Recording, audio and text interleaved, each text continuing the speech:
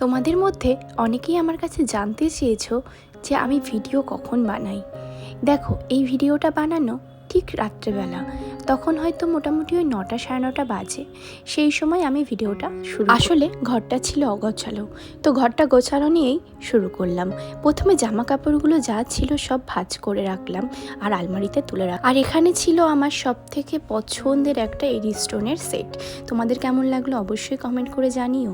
আর এইগুলো আমি ভালো করে গুছিয়ে রাখলাম। তারপরে আমার সব থেকে পছন্দের জায়গা এই ড্রেসিং টেবিলটা। এটা আমি আমার নিজের পছন্দে একদম বানিয়েছিলাম। আর এই ডিজাইনটা তোমাদেরও অনেকেরই ভালো লেগেছে, ইভেন আমার কাছে অনেকে ছবিও চেয়েছো আমার ড্রেসিং টেবিলের। আর এই যে এটা আমার আরেকটা পছন্দের জায়গা, সেটা হচ্ছে আমার আলমারি বা ওয়ার্ড্রপটা। আর এখানে দেখো আমি আমার আলনাটাকেও সুন্দর করে গুছিয়ে রেখেছি। আর এখানে আমার বড় মা আছেন, আর এটা হচ্ছে আমার সব থেকে পছন্দের জায়গা। তারপরে আমি চলে আসলাম রান্নাঘরে, আর রাতের খাবারের টাইম হয়ে গেছিলো। আর আমাদের রাতে ডিনারে ছিল তড়কা আর রুটি, আর সাথে ছিল আম। আর আমরা কিন্তু এরকম রাত করেই খাই, মোটামুটি 10:30 বেজে গেছিলো খেতে খেতে। তারপরে ঘরে চলে আসলাম, আর ঘরে এসে আমি বিছানাটা গোছাচ্ছি, আর এদিকে বর শুয়ে পড়েছে বিছানায়। তো ওকে বললাম যে তুমি ওঠো, আমি বিছানাটা গুছিয়ে নিই।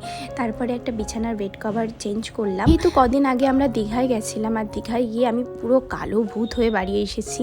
তো একটু রাত্রেবেলা যতটা পারি আমি নিয়মিত একটু চর্চা করি আমার স্কিনের। পরে মুখটাকে ভালো করে ধুয়ে আসলাম, আর এখানে আমি আমার চুলটাকে আঁচড়ে নিচ্ছিলাম। তারপরে চুলটাকে বিনুনি করে আমি শুয়ে পড়লাম।